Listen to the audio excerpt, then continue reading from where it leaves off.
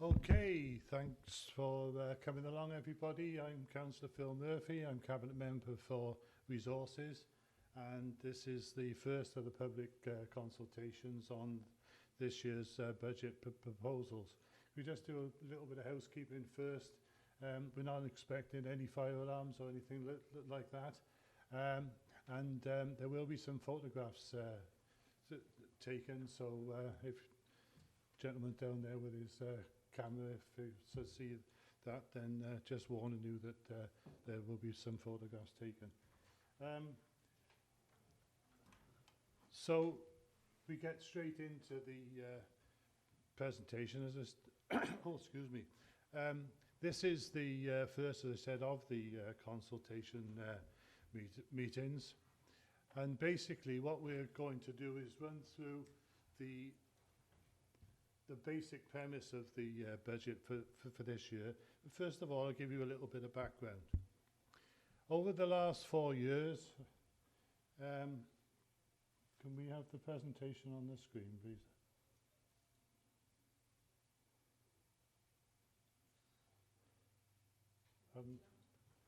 Haven't got the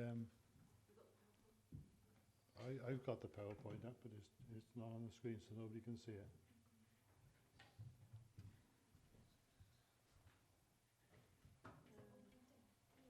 Bear with us a sec, we have a technical hitch. I've got it up. Is it?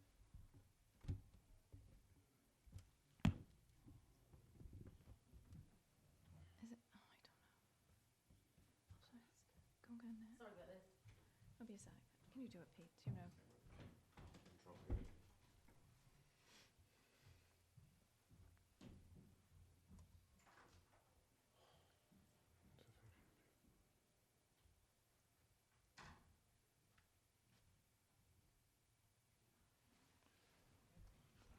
Do you want it on your screen as well? Yes, please. Sorry.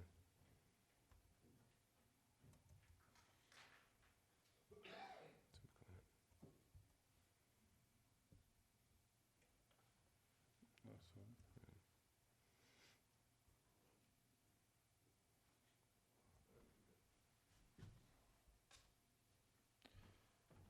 The wonders of modern.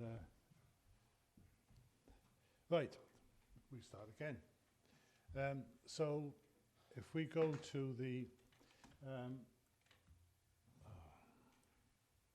right, if we go to the first of the slides, you can see from there that over the last 4 years we've taken some 18 million out of the budget, mainly as a result of the reduction in the funding that we've had from Welsh Government. And I don't think it will come as a surprise to anybody to hear that we expect the austerity for public services to continue. There has been a little bit of a reprieve this year. We've had a slight funding increase. It's only 0.3%, so around the 30,000 mark.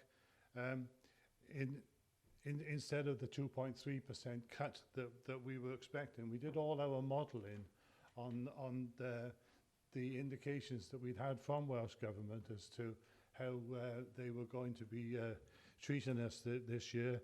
But as I say, this year, for some reason, known best to themselves, they decided that they would have a more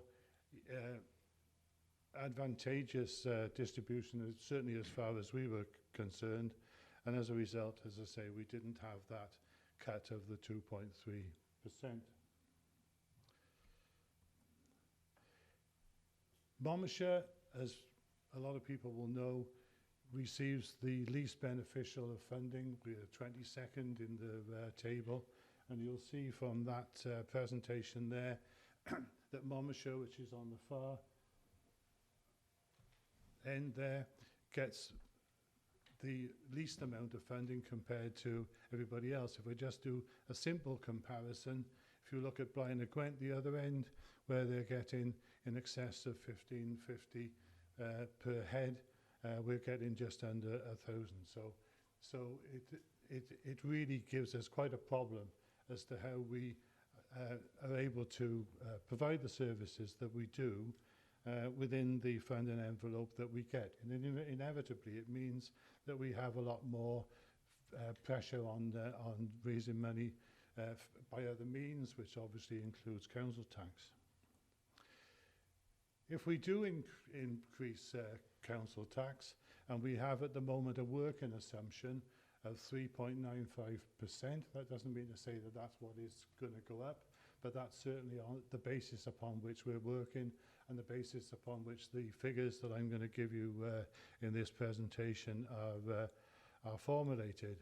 And you'll see there from the average Band D household, that would equate to some 86 pence a week. A lot of properties in Monmouthshire are rated higher than Band D, but even if you're a Band G or H, you're still in relatively low figures. So around £50 a year would be the average if you take it across the board. But as I said, that's a matter to be settled by council, and that 3.9% is a working assumption. In that budget, you'll see a significant growth in the social care provision, particularly in respect of adult care. You'll know from the news and the press lately that there's an awful lot of talk about this. Councils in England in particular being asked to make additional growth in their council tax to cover it. That's not being reflected in Wales, but we've always responding to our challenges and the pressures that we've got within social care have seen us put a lot of money into that, particularly in respect of children's services over the last couple of years. And there is a significant growth, as it says there, in the adult social care. We've always maintained our spending in schools, and unlike a lot of other sections of our responsibility, we've tried to limit the effect of cuts on schools. And as for the last 2 years, we've flatlined the funding to schools. The current budget proposals are that we flatline again. However, there are some additional responsibilities that will be passported onto schools. So yes, they are being asked to shoulder a little bit more of a burden than they were, but from a base which isn't shrinking overall. We have a continued commitment to meet the living wage. We pay higher than the standard living wage anyway, and that will be maintained. We're also doing a lot of work on alternative delivery models to see how we're going to keep our leisure and cultural services going. A lot of authorities are closing their leisure centres, museums, galleries, all of that sort of thing. We're determined to keep them going, and we're looking at different models for ensuring that happens. There will be no increase in car parking charges, and although we'll be delivering it in a slightly different way, we certainly won't be looking to curtail any local services, but there may well be a change in the way that they're being delivered. All those modelling assumptions and the ones that I'll be coming to put together creates a gap of some 4.5 million. So although we had that bonus, if you like, of not suffering the 2.3 million pound cut, we still have those additional pressures, and those additional pressures are 4.5 million. I said earlier that we don't get as much money from Welsh Government as a lot of authorities do, so we have to get it elsewhere. We will obviously be looking to save money wherever we can, and we'll obviously be looking at ways of raising money from alternative sources whenever we can. We've looked at the council tax collection rates, and we're consistently collecting it around the 99.5%, not necessarily in the current year, but we do have a very high collection rate, and we think it's appropriate to slightly increase the anticipated collection rate for this year, and taken together with the number of new properties that's come online, that's provided us with 515,000 of that gap. The budget that we have for the council tax reduction scheme has been underspent of late, so we're anticipating that we can reduce our provision to get it to the current level, and that's given us another 370,000. But all services were asked to look to see how they could make efficiencies without impacting on the services they delivered. And we had 68 proposals totaling 854,000, which came forward, and we've been evaluating them to see what merit there was in them. But an awful lot of the work which is being done at the moment is based on trying to save smaller amounts, because all the larger amounts, if you like, the low-hanging fruit has been taken. And just to give you some ideas as to what we're looking at, and reflecting the fact that we are now talking about very small amounts of money, the increase in the take-up of the car salary sacrifice scheme will give us 7,000. Schools will be paying for their waste collection. We will be increasing the cost of bulky items that are collected by homemakers. They get the money for that, and we'll be reducing our contribution to that accordingly. Trade waste customers will be facing a small increase, and school meals that were already going to be going up by 5 pence will actually go up by 10 pence. That still puts us nowhere near as expensive as most other authorities. If local groups and town and community councils want to have a road closure, the cost of that will be increased by some 50%, and that will bring in £20,000. And licences generally will be going up by 50%.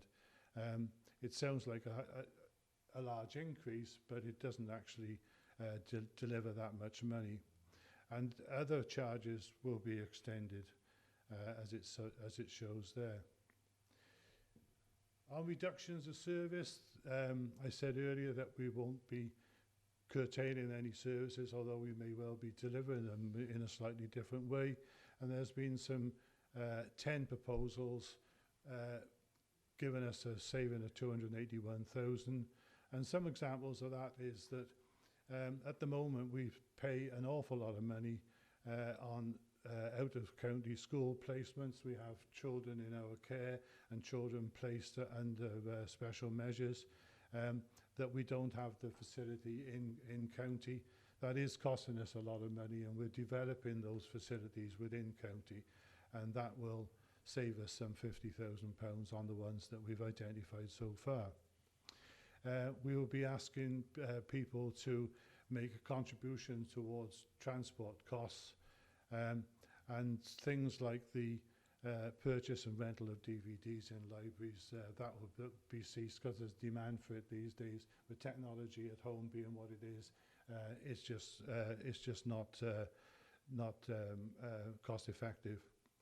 There will be some staffing structures looked at, and the proposals, 28 of them for that, will come to some 444,000. But in many cases, that's removing vacant posts rather than removing jobs that are currently got somebody in them. Our grounds teams earn quite a lot of money for us, and to enable them to work even more effectively on earning money rather than costing us, we shall be reducing the amount of grass cutting to release them to do the external work. If town and community councils are not satisfied with the level of the service provided, they can, out of their own precepts, commission us to do some more. But that will enable us to earn that extra money. And the same applies to things like service agreements, lease agreements that we've got with various organisations. There's one that's mentioned there for Monmouth, but there are various agreements around the county where what we're doing at the moment is actually extra to that we're contracted to do, and we'll be pulling back to the contracted amount. There will be some savings in street lighting and various maintenance budgets, but you can see there that they're very small. So by the time you look at the summary of that, I mentioned earlier that we'd have some 4.5 million of a gap to find once we'd taken into account the level of exterior funding that we had from Welsh Government. And that on the top of the slide there is that 4.5 million. We last year looked at the way that we were making a minimum revenue position. It's all to do with the amounts that we have to set aside to cope with borrowing. And we looked at unsupported borrowing last year.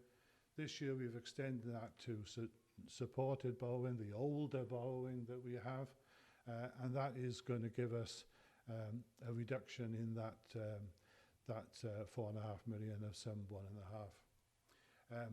I mentioned earlier about the reducing the budget down to actual for the council tax reduction scheme, and about the additional properties and collection rate. So that gave us a remaining gap of just over 2 million.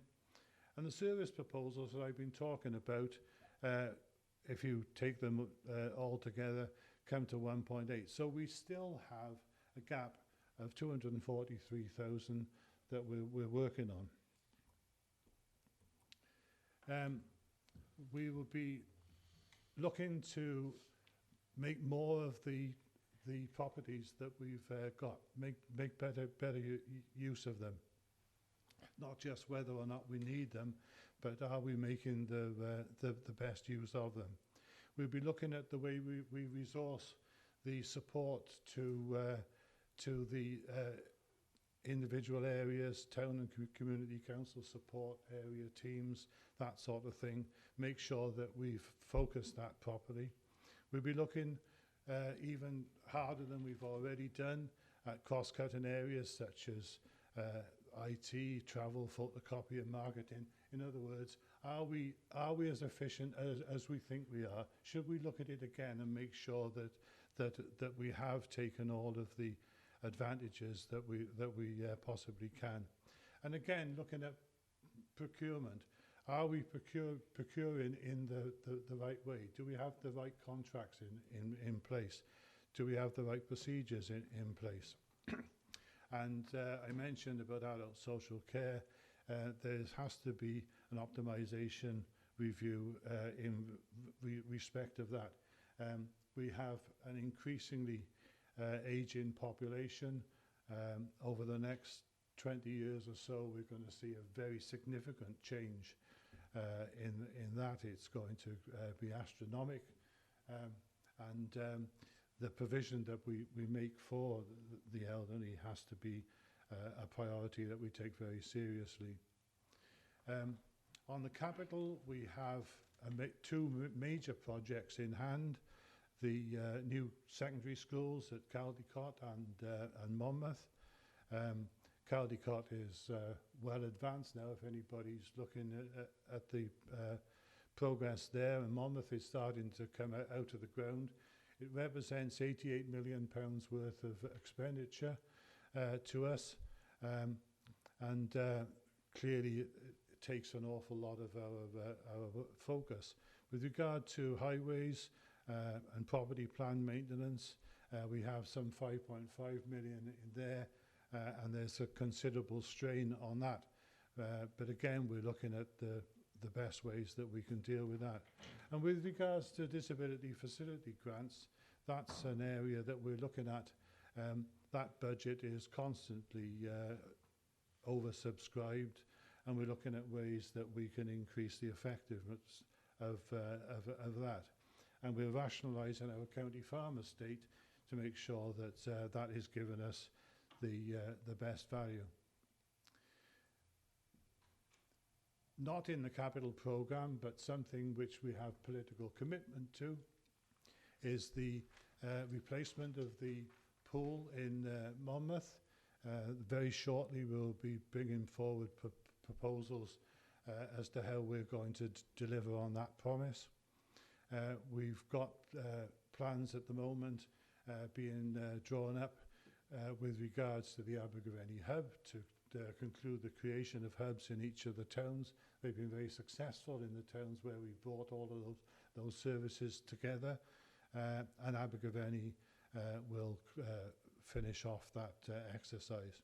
I mentioned earlier about disabled facility grants, and that will be coming forward as a proposal probably next month. With regards to City Deal, there's 10 authorities in the Cardiff region looking at potential of drawing in 1.2 billion to regenerate the area. I know there's a lot of interest in City Deal at the moment. There's no funding for City Deal in this budget, and if it goes ahead, there'll be no requirement for the next year. But that will come in over the next several years, but so will the benefits that accrue from it. Excuse me, and again, with the rationalisation of office accommodation, are we using our buildings to the best effect? Should we be renting them out to somebody else? Should we be selling them off? Should we have further rationalisation of where our staff are? That's been an ongoing programme. It's not finished. Every time we make a change to our arrangements, it becomes apparent that there's another one we could have made, so we make that one, and that process goes on and on. So these budget proposals are out to consultation now. They will be out until the 31st of January. The scrutiny by select committees started this morning, and that will continue throughout the month. In February, Cabinet will put the final proposals out, and council tax setting and the budget debate will be on the 9th of March. So anybody who has any representations that they want to make, any suggestions that they think they want to put forward, if they think there's something that we ought to be looking at that they think perhaps we haven't, the chances are that we have, but don't assume we have. Members of the public in the past have come up with some quite good ideas which we not necessarily have been able to use that particular year, but we have used them subsequently. So all contributions from the public are very, very welcome. So that's the presentation that I've got. I'm more than happy to take any questions. Has anybody got any points that they want to raise? If you do, can you press the button? As long as the red button next on your console lights up, you're on. Thank you. Very interesting presentation. I come purely as a member of the public from Minniffback area near Chepstow. I'm an end user of everything that the council gives me, but I'm also a main funder of what the council does through my council tax, obviously, and other services that I may or may not pay for. So anything I say comes from that position as an end user, and any comments I make are my perceptions or my impressions of how things work within Monmouthshire.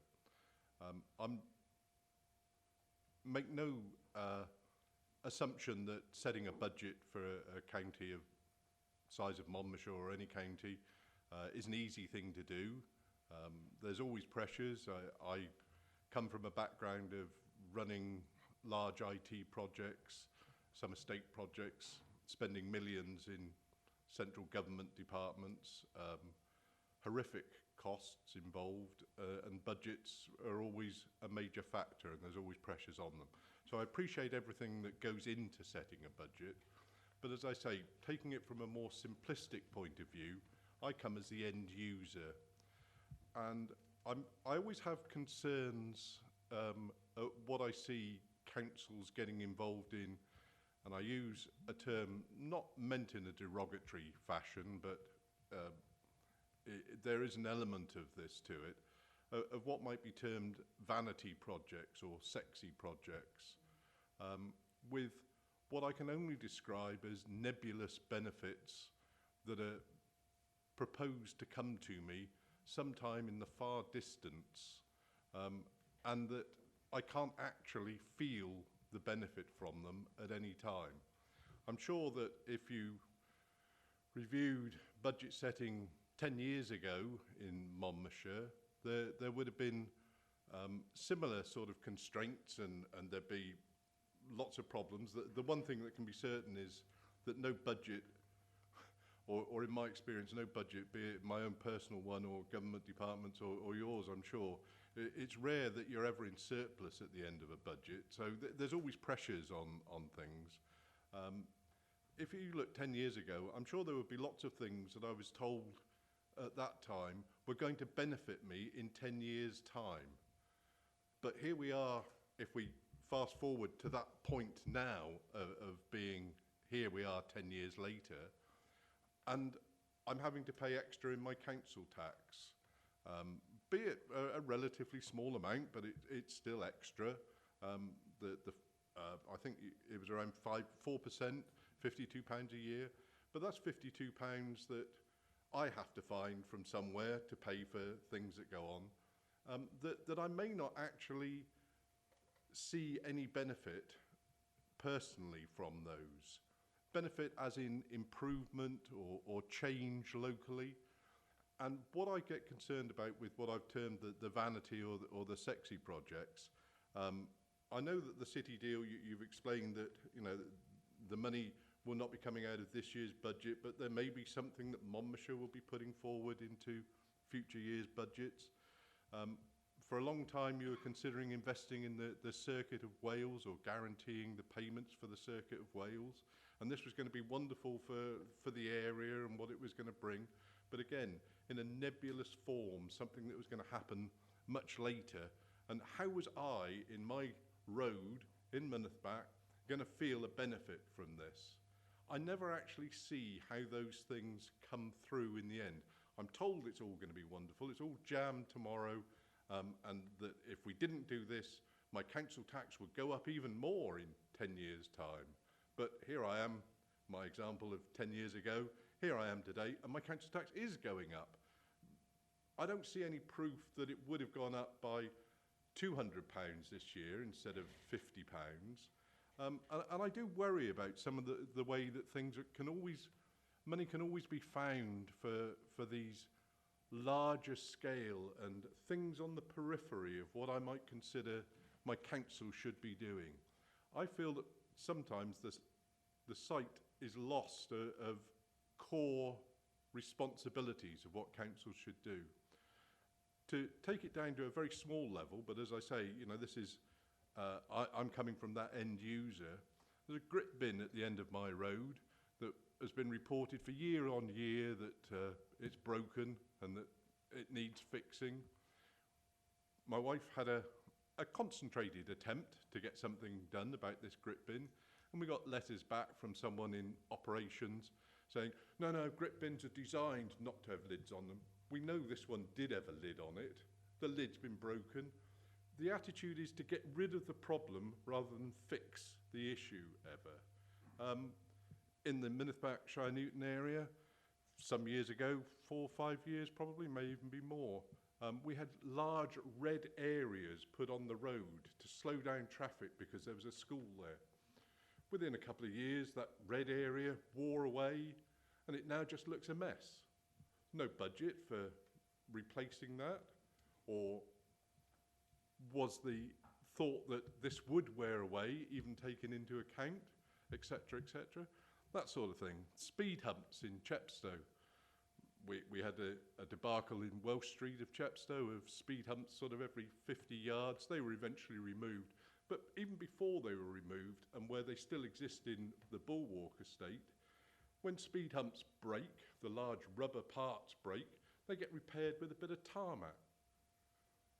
Instead of investing or worrying about City Deal and a nebulous benefit that may or may not come to me, that I may not feel any benefit, I personally would like to see more attention paid to the smaller things, to the things that actually matter to the people who are paying for all these grand schemes, such as the council taxpayer.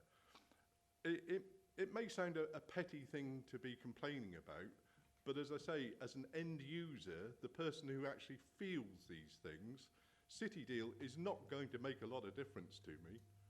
It doesn't really matter how much you improve the transport system to Cardiff. It's come too late for me. I spent 5 years in the last years of my working life commuting to Cardiff.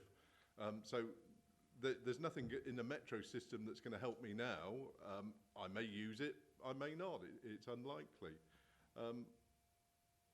I don't want to be paying for those things. And now that might sound small-minded, etc., but that's the perception. What do I get out of some of these things? I haven't really got anything more to say than that. And as I say, I do appreciate that setting budgets and all the responsibilities that a council has to support, I wouldn't want to do it.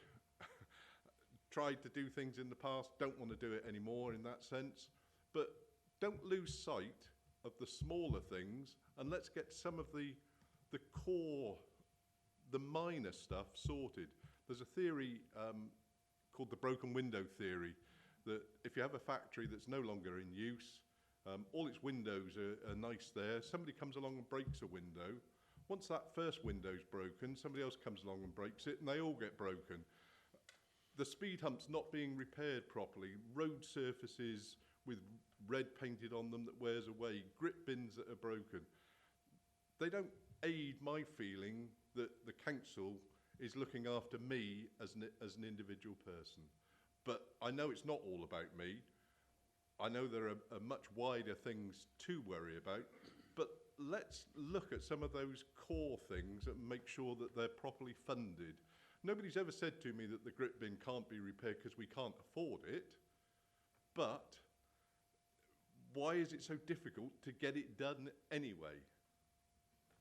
Thank you for listening. I hope it's of some use what I've actually said to give an end user perspective. I know we all are in that sense, but that's dispassionate from that point of view. Okay, well, there was some very heartfelt points there, and very valid points. And from a person who is used to setting budgets and running large schemes yourself, you clearly have an understanding of where we're going. And a budget is only somebody's best guess at the time. And the big problems that we have within local authorities is that we get mounting pressures on us from outside that we can't always be certain what they are. For instance, there could be a court case tomorrow that gives us a child to look after that might cost us £250,000 a year. That's not unusual, and we've got them like that.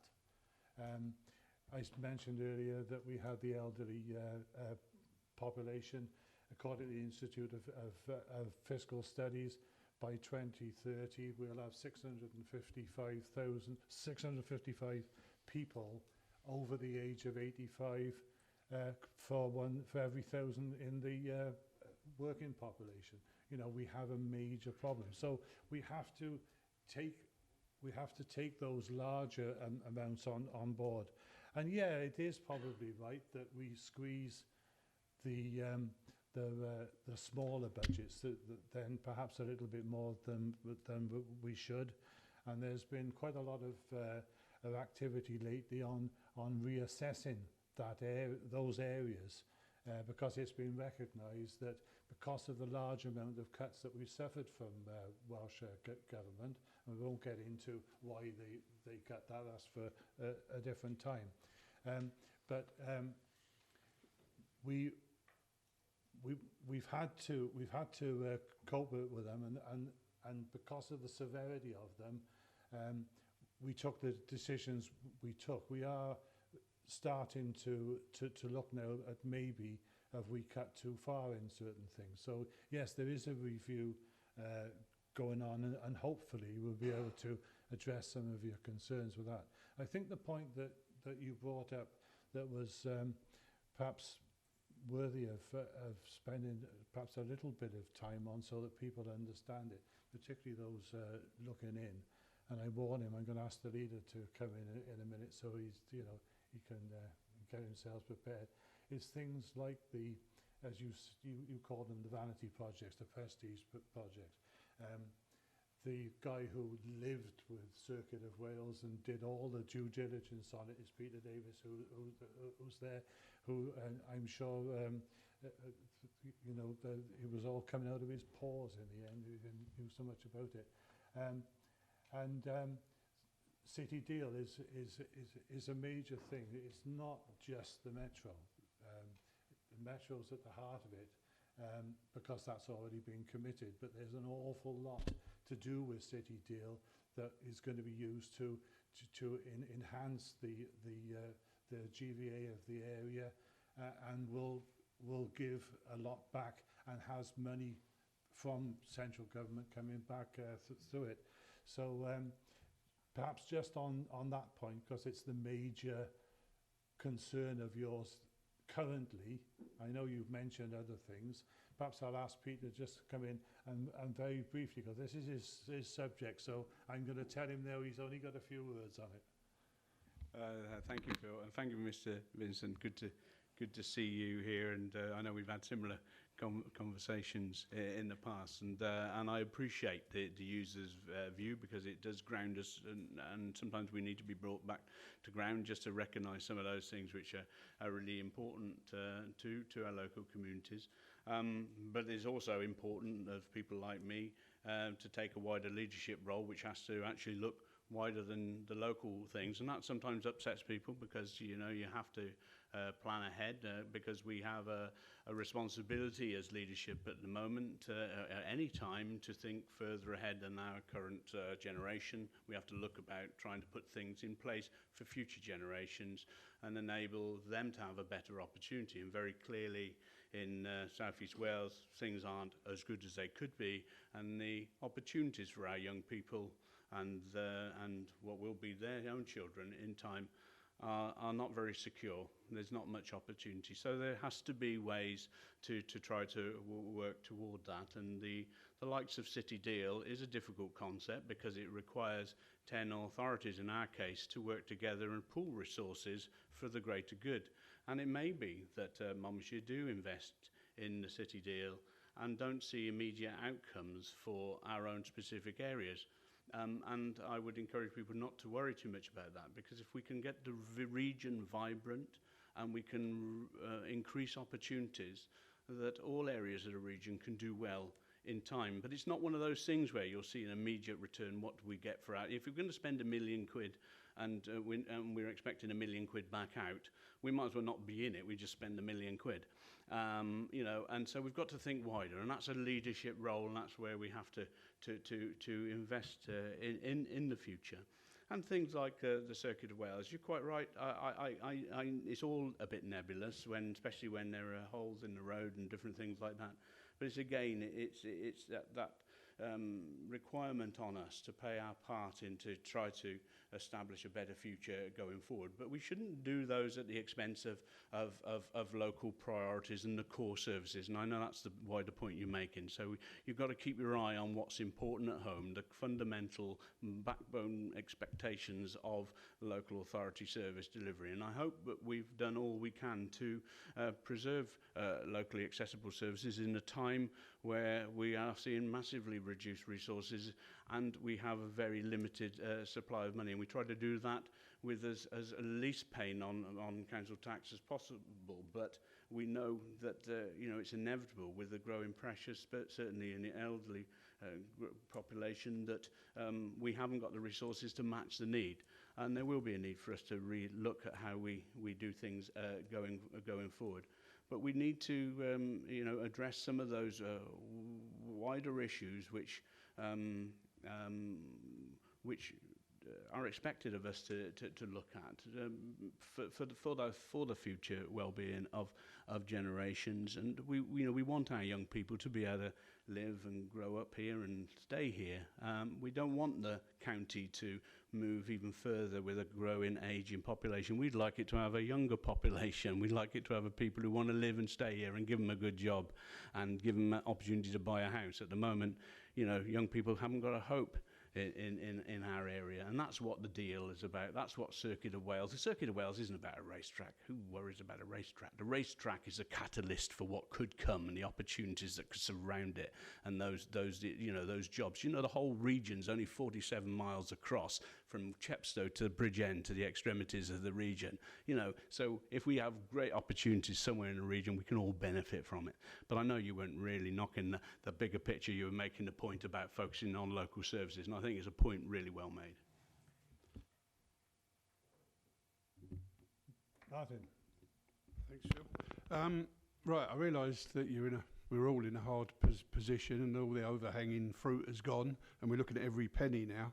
And I'm going to pick up on one of the things. I should declare an interest. I'm a trustee and treasurer at Homemakers, but one of the proposals is to increase picking up items from £12 to £18.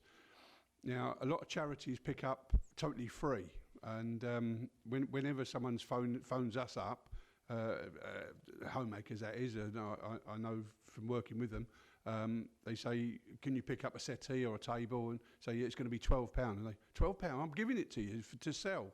And they say, well, we've got to charge you £12. And they say, well, I can give it to Wells Air Ambulance or Cancer Trust or whatever it is, and they'll come and get it free. But they will only come and get it free if it really is a good item. You know, they go and cherry pick, basically.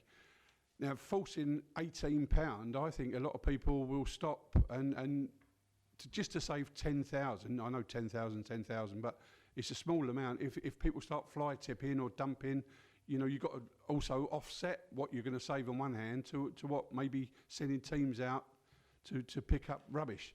And I'm concerned about that, really, for, you know, it's a big increase. For one item, it might be, everyone thinks it's a good thing, like I say, but they're not all good things. But £18 is a big increase, I find. And I don't know if I should declare an interest, but that's one I've picked up on anyway. Thanks, Phil. Yeah, I appreciate that. Yeah, everybody thinks that fly tipping will increase whenever we do anything like this. And by and large, it doesn't. I hope I'm not going to eat those words, but you know, by and large, it doesn't. And of course, the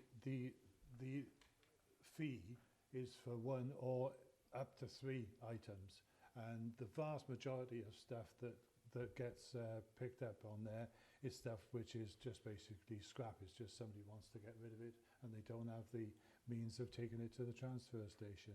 Yes, there will be some saleable stuff, and I'd be absolutely delighted if the Air Ambulance or Tiafen or St David's or somebody like that had that. And if it's good enough for them to sell and they can take it away for nothing, absolutely great. But we're talking about the large bulky items that people can't get rid of. The cost to them of getting rid of it will be substantial, and set in that context, the £18 is quite reasonable, and we do find that there is a good take up on it, and touch wood, we don't get the increase in fly tipping, which is always anticipated, not just by members of the public, but by ourselves. You know, we say, oh, you know, what on earth is going to be the implications of this? But historically, we find that it actually works out a lot better than we feared.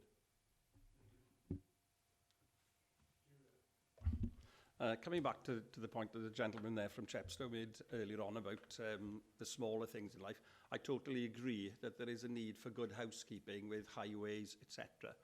But I do think, as really a very affluent authority in some ways, if you look at the demography of Monmouthshire, you've got this split between quite affluent people and obviously people who are very much on the breadline. But I do think that as an authority, we should have more sort of strategic thoughts about the future, and certainly with things like the Cardiff Metro and that, all of that project.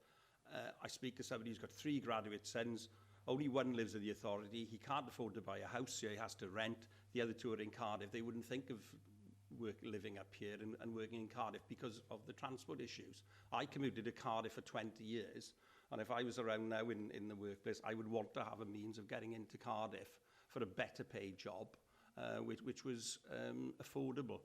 And I do think in terms of things like education, if you look at the building stock, if you look at King Henry, it's really a jerry-built 1970s, 80s building. It's in dire need of refurbishment, and it does put off a lot of people sending their youngsters there.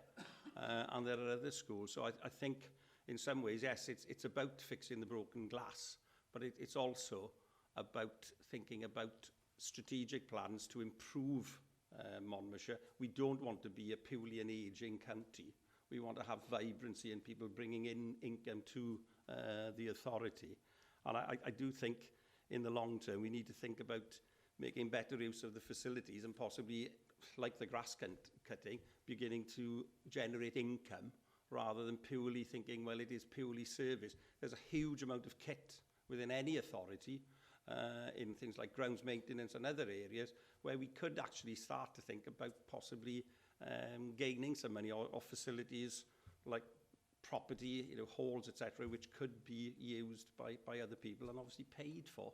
And I think that there's more than one way of skinning a cat, and I do hope we're not going to get into a penny sort of pinching, grit bin lid sort of mentality, because yes, that needs to be done. And you know, I'm an end user, I live in the authority, but I want to see some vision rather than purely belt tightening all the time. And sometimes I think we're going to have to think a little bit more creatively. Okay, well, you're probably not surprised to hear me say we already do an awful lot of that and have been for a long, long time. The problem is, and I mentioned it early on, if you're not going to get the grants off Welsh Government, you have to find other ways of raising it.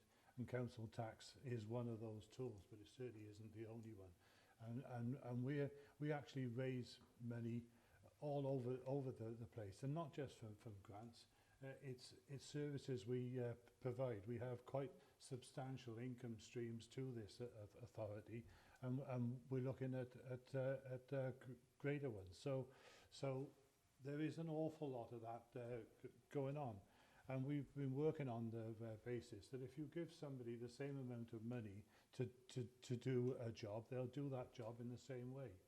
If you restrict those funds, they'll find more innovative ways of providing that service. If you tell them, don't tell me why I can't do it, tell me how I can. So right throughout this authority, officers have been looking at ways, our members, we're all a team here, we're looking at ways of delivering these services in the most effective way. And every time we find a way of doing it, something else becomes apparent that we couldn't necessarily see before. So this innovation is going on all of the time. And yes, every opportunity that we have of getting money from external sources, we take.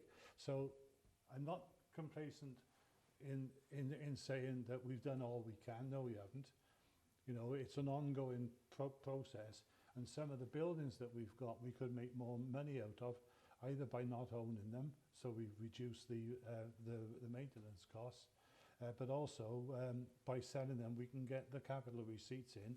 We have to get capital receipts in because we've got to match fund 50% of the school's building programme. So there's that ongoing pressure all the time to innovate, find different ways of doing things, find better ways of utilising your buildings, and either get the capital receipt or get the income off them.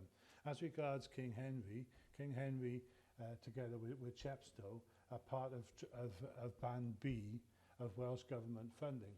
And until we know what Band B is, and Welsh Government are currently working on that, and we've made submissions along with all the other authorities to them to help them with that exercise.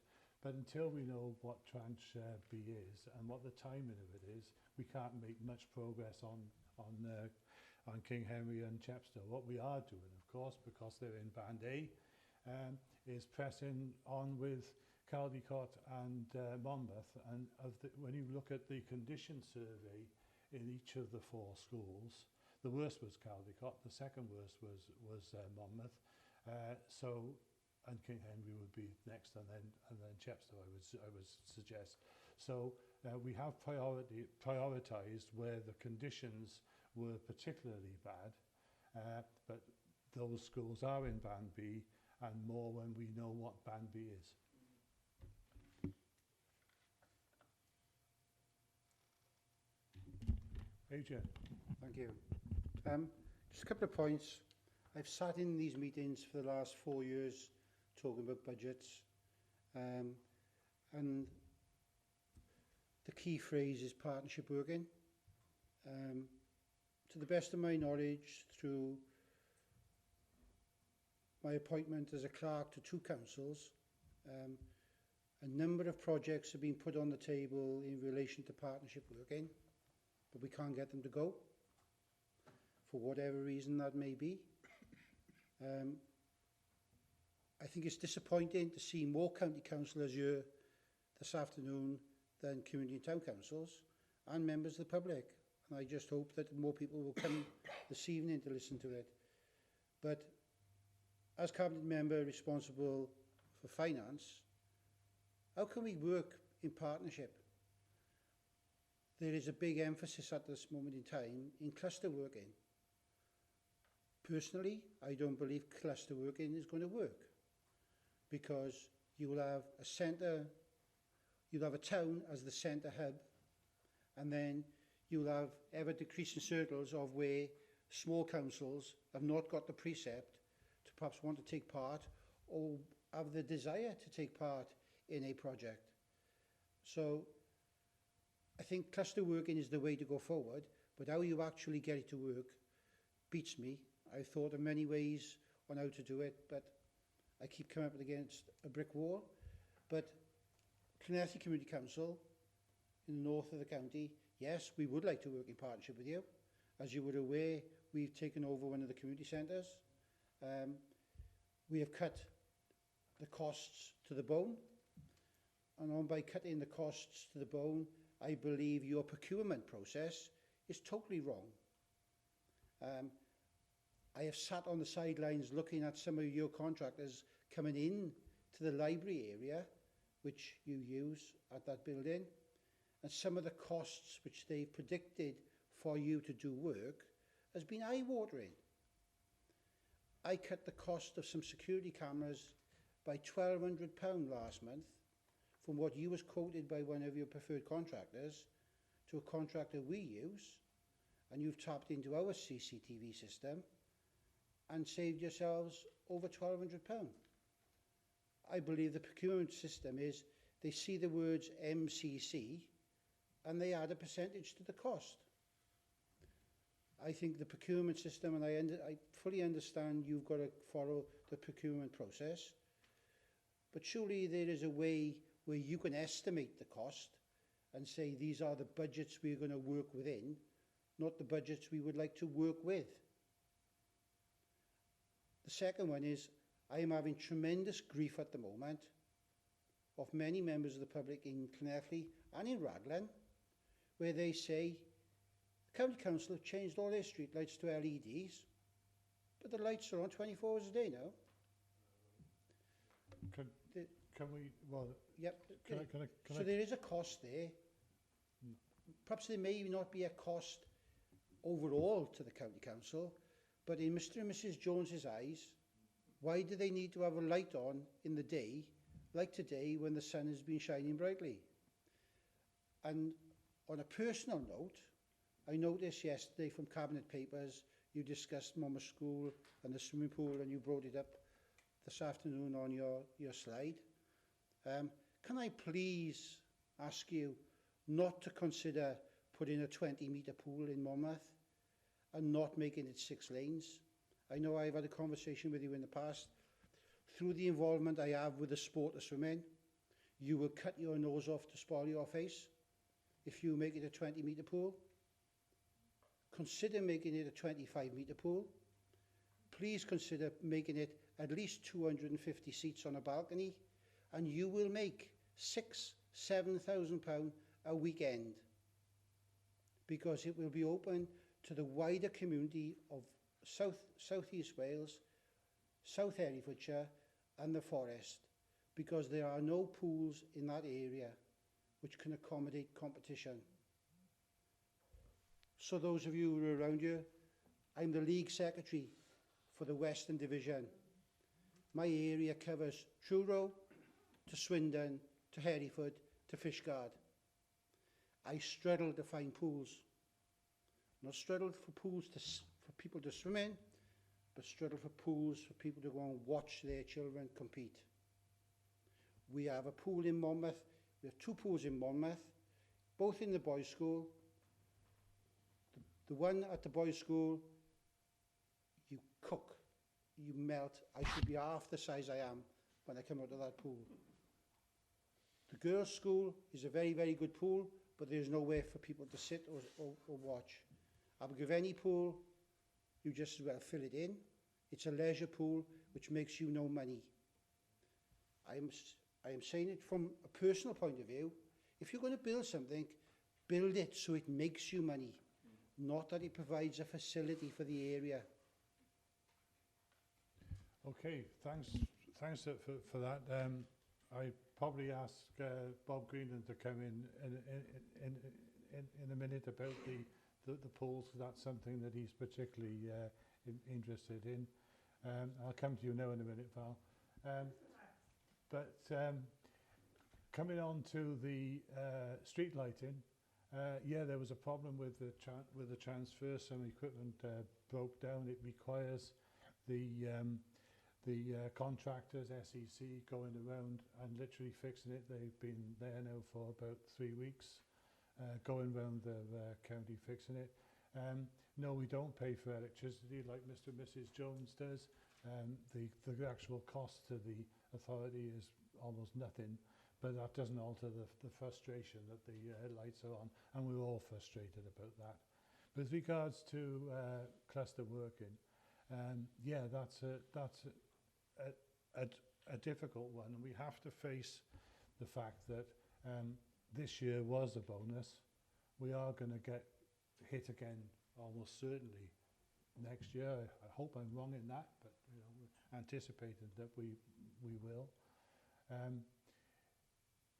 If we're going to get further cuts, we've got to find some other ways of spreading the load effectively, and cluster working in partnership with town and community councils is one of the ways of doing that. Now, of course, if you just put it on the main towns, they say, but you know, the people using our facilities come in from our surrounding villages, so they should contribute as well. I know, because I've been to quite a few of them, some community councils say, but our precept isn't enough to enable us to do that. I have asked them, and I'll mention it again now, do they actually know what a precept is? Because the precept is the amount that you precept for. It isn't a grant that you're given. So if you want to If you want to do more as a community council, you raise your precept. Now, I know that means that the council taxpayers in your area pay more because it's shared out amongst the people in your area, but at least they're getting the benefit of the provision of a service that may well disappear. And I would only advocate that in circumstances where the service is going to disappear. And you certainly wouldn't do it for the sake of it. That's not what it's about. So people do have to think wider. If they want the service, if they can see the danger of the service disappearing, like the grass cutting is being reduced.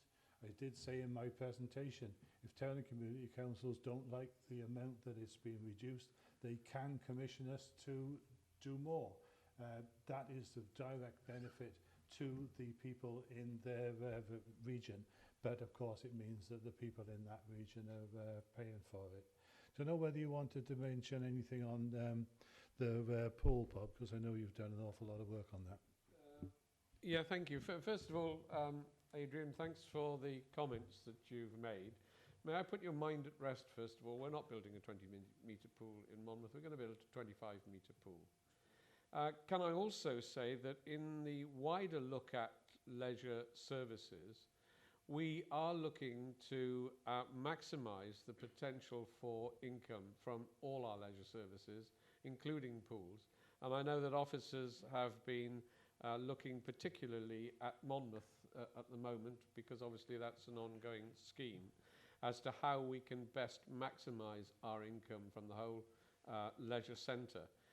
When we are reorganising our leisure centres, what we want to do is to look particularly at areas of fitness which will benefit the problem which we can all see rising at the moment, the problem of child obesity. And whilst we need to make money or reduce the costs of our leisure services, because we simply cannot afford to provide the other priorities as well as that, we do need to recognise that we want to encourage children in particular in all forms of sports, whether it's swimming or other sports as well. So we will be coming forward with proposals more specific to the new pool very shortly. But rest assured that the points that you make are well made, and officers are dealing with those at the moment. Thank you, Bob. Val, did you... Regarding the swimming, Phil, yeah, Adrian, you're the only person I've heard speak positively on the size of the pool. Yes, it is better than was originally proposed.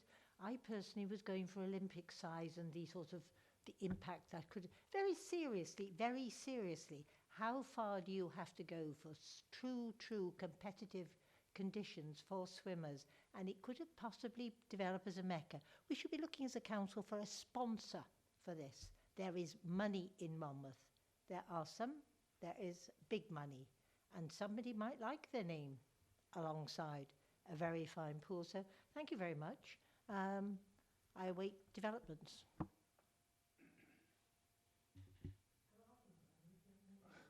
Thank you for that, Val. And again, you know, we're getting some very valid points coming out this afternoon. Adrian, did you want to come back? Can I just ask one question though, Phil? How are we going to work in partnership together? Everybody says about service delivery, etc., etc.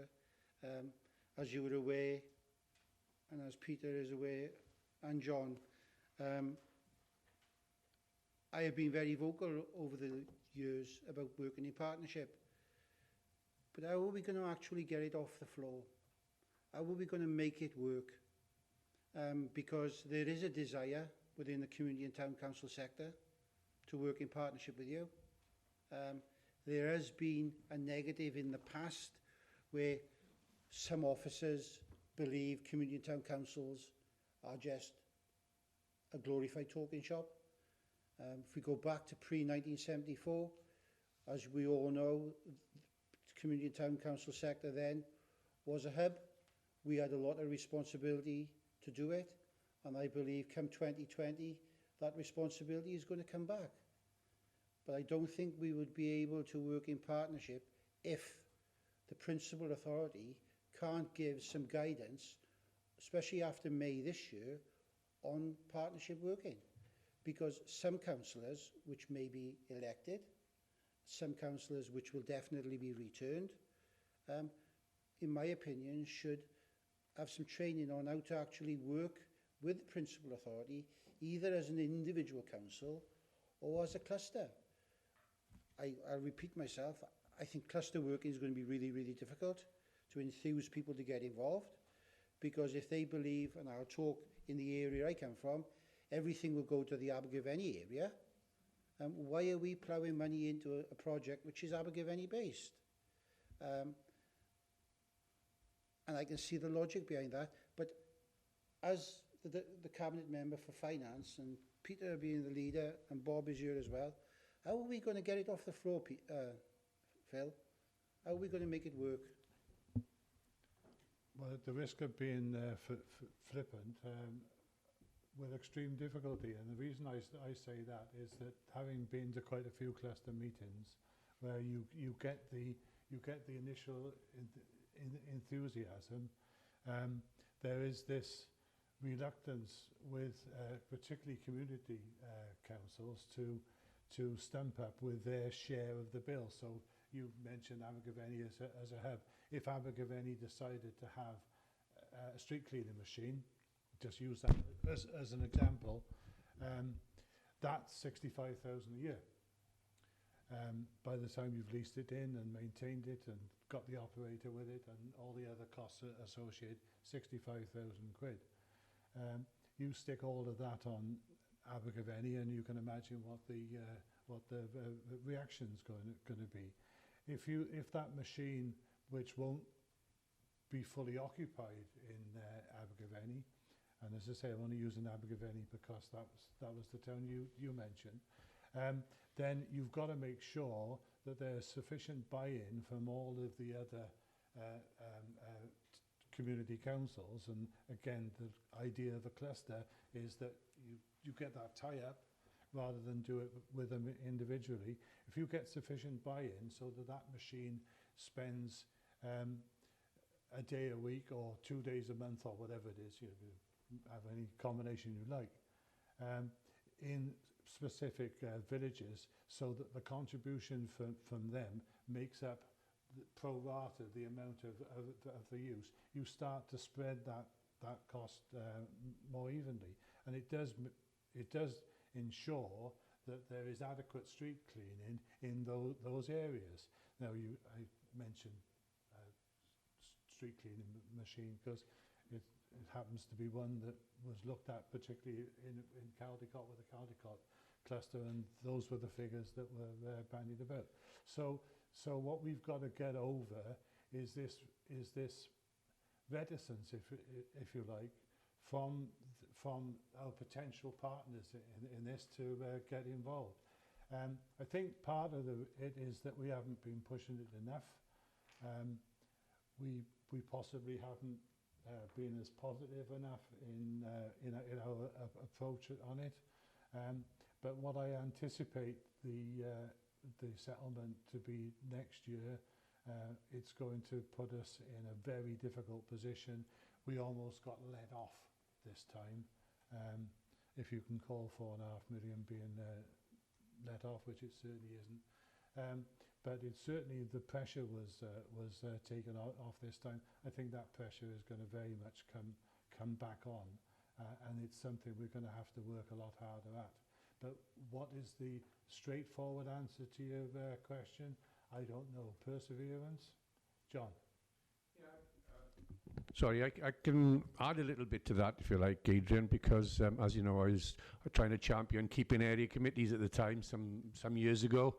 And just to give you a bit of more confidence, we've been having workshops, in a sense, a think tank, if you like, on that exact question: how do we involve everybody?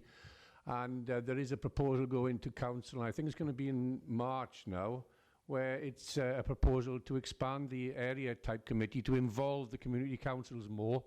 It's all about governance and the way we govern. And it's exactly what you're saying, is including those people as well. So it's not just the one side. And that's going in front of council in March, I hope, with new proposals for the way to operate in the future, and not before time, in my opinion, because that way, as we get the storm coming towards us, we'll be more in a better place to cope with it. Peter? Yeah, thanks, Phil. Thanks, Adrian. I mean, it's a good point, and you have lobbied hard for this, and I think we all want it, and we're just struggling with how to get over some of the barriers. And getting clusters to work together, be it community councils or schools, it's always difficult, and it's a challenge, and that's got to be overcome as well. But we have, I think Phil's right, we've got to communicate better. We've got to allow, if we really believe this, we need to allow community councils to get closer to this earlier. I think that's really important. I think there are going to be some things which are going to be prescribed, which are going to help us change, or rather make us change, and that will be through the Mark Drakeford, changes, the review well, he's going to be having a serious look at town and community councils, because across Wales it's not a very sensible picture. We have a lot in our county. There's a variety of town and community councils with a different mindset, and not saying one better than another, but there are some who really want to grab it as you do and work together. There's others who are quite precious about what they've got and don't want to work in that way.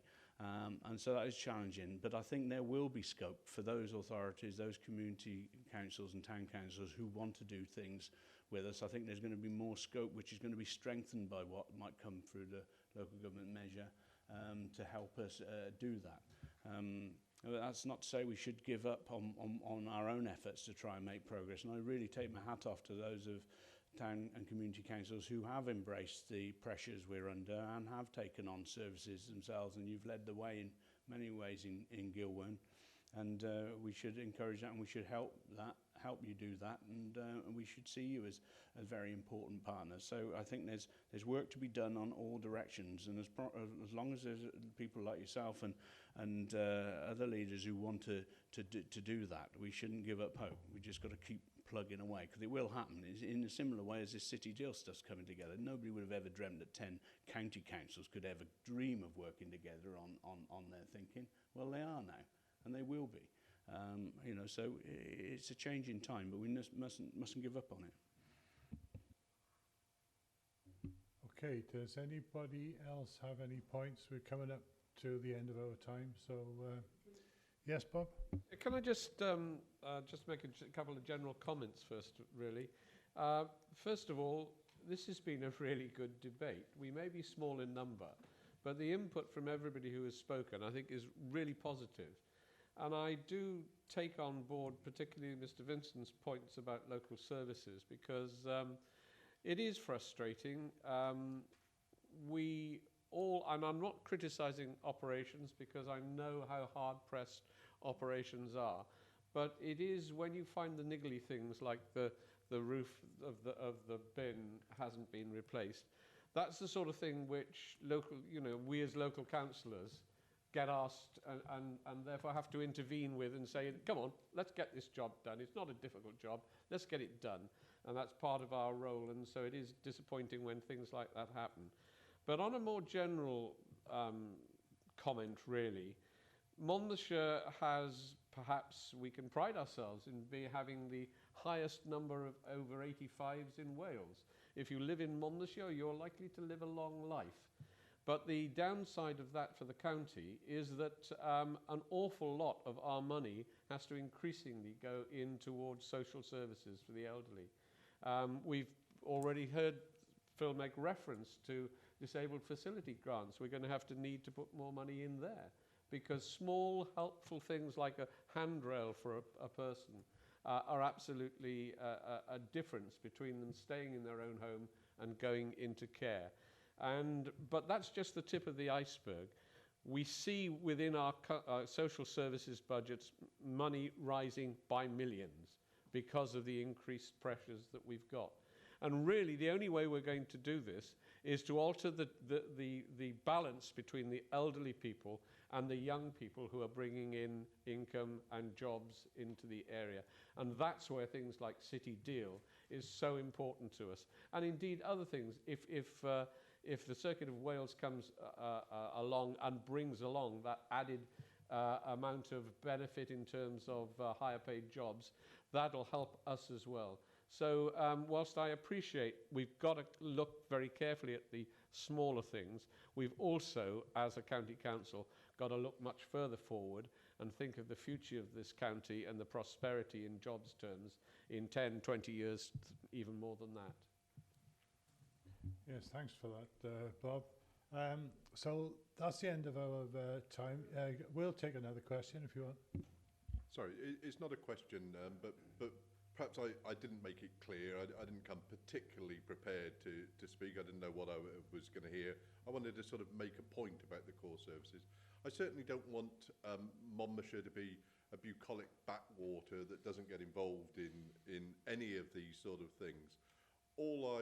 The point I'm trying to make is that whilst we can all look at that much bigger picture, and quite rightly that we should, and City Deals and Circuit of Wales, absolutely great that those things are going on. My point only is that do not do any of those things or throw the extra 100,000 or 250,000 or whatever it might be at those bigger things when some of those little things that actually affect people's quality of life do make a difference to that sort of thing.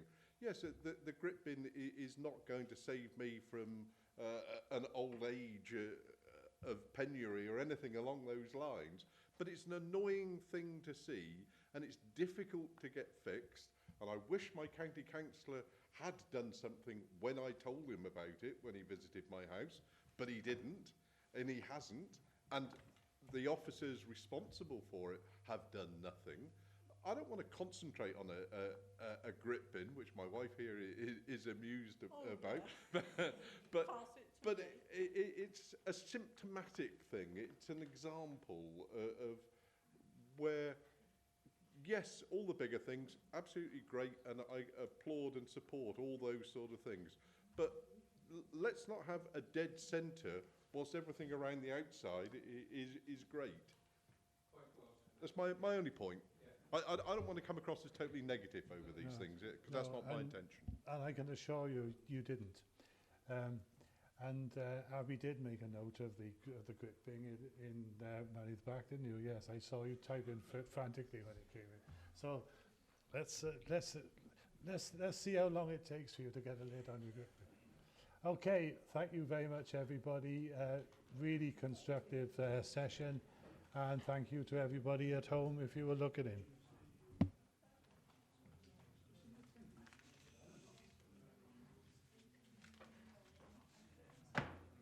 Could I just say one thing now it's all over and done? Sorry. No, I don't. Sorry, we're still streaming.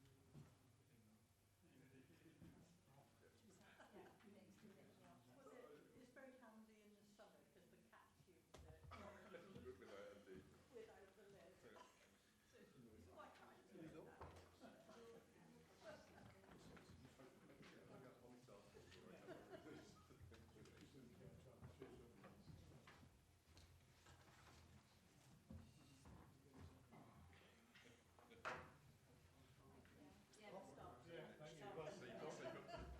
Only just going to say, I don't know that lady there keeps the genie in the bottle on occasions. We wonder sometimes, but fortunately she does. No, what's the next one?